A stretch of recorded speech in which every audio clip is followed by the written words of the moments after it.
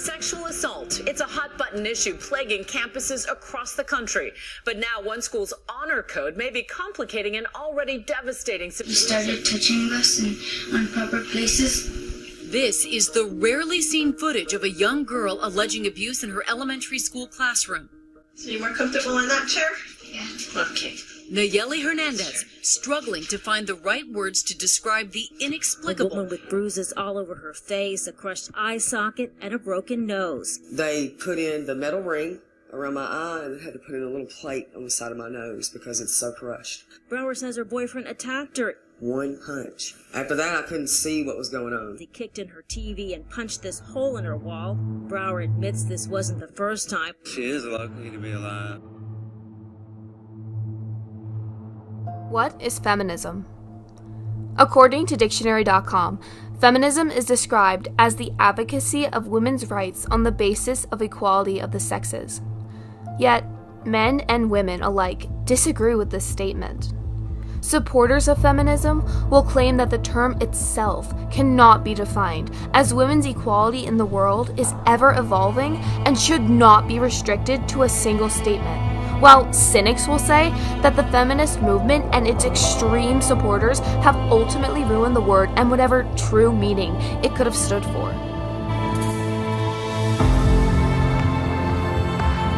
Most will agree that women in particular have made far progress in our male-influenced society.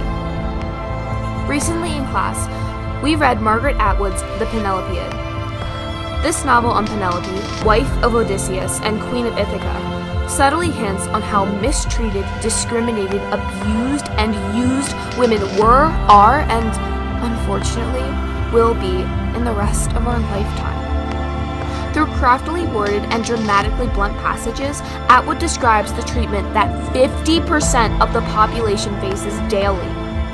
Since Atwood displays this message throughout, it can be assumed that the Penelopiad is a not-so-modern-day cry, plea to the world on what needs to change.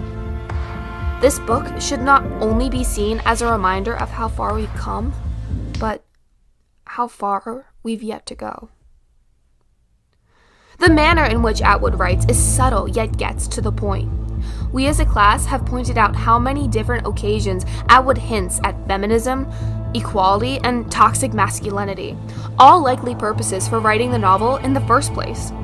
Readers in our class should find ourselves challenged by the ideas that Atwood is injecting into our brains. Here, Atwood acknowledges the fact that many women today rely on a man to find happiness. End quote. If I was a princess, with silver and gold, and loved by a hero, I'd never grow old. Oh, if a young hero came a marrying me, I'd always be beautiful, happy, and free. End quote. Isn't it interesting on how such a small passage in the beginning of a lengthy poem can set the stage on how a woman's mind should be wired? That the goal in life is to be a princess, to have endless sources of income, most likely succeeded to by means of a man, be loved and adored by a big, strong prince, and ultimately find happiness, beauty, and freedom in him? What is this saying about how we, the women of the world, are painted in our society? Our heroine, Penelope, wishes to stay dead rather than be forced back into this reality. Atwood's take on the culture surrounding gender discrimination is fascinating. Fortunately for women, and unlike Penelope, we now have large platforms to speak out against gender discrimination. Unfortunately for women, many times we face backlash for seeking out peace in our community. Critics of the Me Too movement claim that the movement itself has become a living, breathing beast that squashes all cries from their masculine counterparts when claiming false accusations of rape. Many feel that men can no longer disagree with a woman without sounding sexist.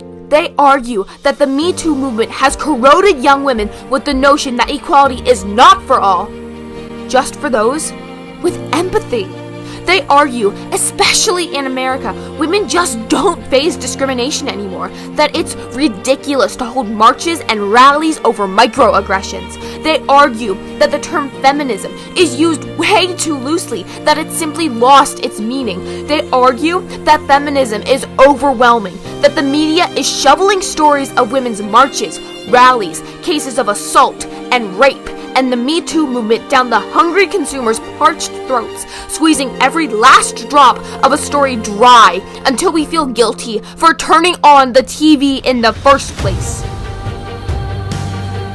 Now to this, I quote Atwood's work, quote, 12 women against 1. He wouldn't have stood a chance. Would we? In only a minute? When nobody else was looking?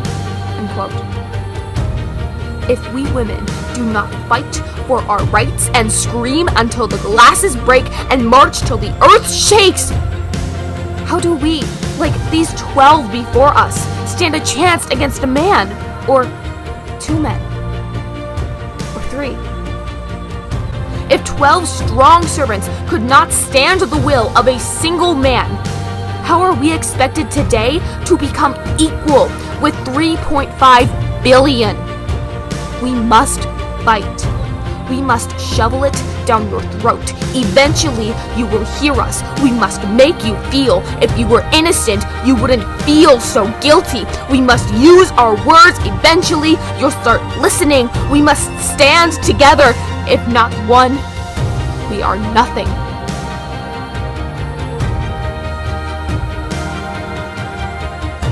In this novel, we experience a scene towards the end of our Dear Penelope's tale, in which we face a trial, or rather, the accused faces a trial. Our judge is never given a gender, never given an age, never given a race, appears impartial throughout, though demonstrates empathy towards Odysseus. Oddly similar to how the court system today, in real life, is not made for survivors. I quote, "You've forgotten about us. What about our case? You can't let him off. He hanged us in cold blood?"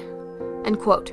I firmly believe that this scene was written with the full intention of outing how broken our court system is and can be when it comes to justices against crime. This statement does not only apply to how women are set up for failure, but people of color, the poor, the homeless, basically anyone who is not rich and or white. This scene demonstrates how being the victim is not only demoralizing, but dehumanizing in some cases. Atwood's work paints a deceptively beautiful tapestry on the lives of women in today's society compared to the women of yesterday's. If not now, then when? Thank you.